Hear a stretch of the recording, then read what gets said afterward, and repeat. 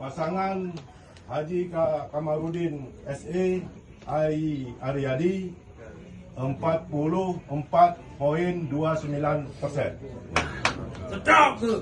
Jadi artinya di kesempatan ini kita sudah berada pada titik akhir. Perjuangan kita sudah hampir mencapai garis finish.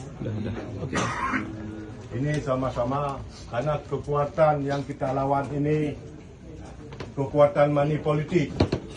Allah Akbar. Berkat doa-doa Abu Daya dan semua masyarakat Aceh Barat, inilah kemenangan kita, kemenangan Tarsa. Allah.